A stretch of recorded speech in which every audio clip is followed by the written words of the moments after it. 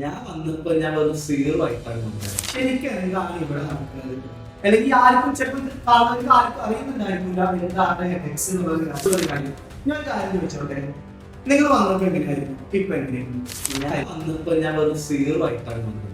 ഇപ്പൊ നിലവിൽ വായിക്കുന്നോ? ഞാൻ ഒരിക്കലും ഒരാളെ കൊണ്ട് ഫോഴ്സ് ചെയ്ത് പറയുന്നതല്ല. എല്ലാവരും അവനാർക്ക് തോന്നിയൊരു കാര്യം എന്താണെന്നുള്ളത് പറയാനുള്ള സംഭവം.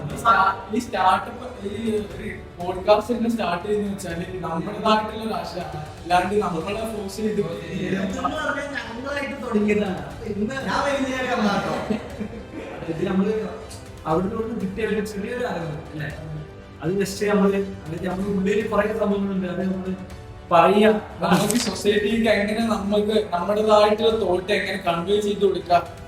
ഒന്നില്ലെങ്കിൽ നമ്മൾ പഠിച്ച കാര്യങ്ങൾ ആർക്കെങ്കിലും ഒന്ന് ഹെൽപ്ഫുൾ ആവണം എന്നുള്ള ചിന്താഗതിയിലേക്കാണ് നമ്മൾ ഇങ്ങനെ ഒരു പോഡ്കാസ്റ്റ് സ്റ്റാർട്ട് ചെയ്യാൻ ഉദ്ദേശിച്ചത്. ഞങ്ങൾ എല്ലാവരും ഒരു ഗ്രോത്ത് സ്റ്റേജിൽ നിൽക്കുന്ന വ്യക്തികളാണ്. അപ്പൊ ഇതുപോലെ സ്റ്റേജിൽ നിൽക്കുന്നവർക്ക് നമ്മളൊപ്പം തന്നെ വളരാനുള്ള അവസരം പോഡ്കാസ്റ്റിലൂടെ കിട്ടുകയും പലർക്കും പല രീതിയിലുള്ള സംഭവങ്ങൾ, അതായത് ഒരു കണ്ടന്റ് ക്രിയേഷൻ ആയാലും ഏതൊരു സംഭവമാണെങ്കിലും കഴിവുകൾ പ്രകടിപ്പിക്കാനുള്ള ഒരു ഇതുണ്ടാവും. കാരണം ഇപ്പൊ അത്രയും ഓപ്പർച്യൂണിറ്റീസ് ആണ്. അതായത് നമ്മളൊരു ഫോണിൽ ഇൻസ്റ്റാഗ്രാം ഏതൊരു സോഷ്യൽ മീഡിയ ആയാലും നമുക്ക് അത്യാവശ്യം നമ്മളെ സ്കിൽസ് ആയാലും ഓരോന്നും നമുക്ക് ഡെവലപ്പ് ചെയ്യാൻ പറ്റും.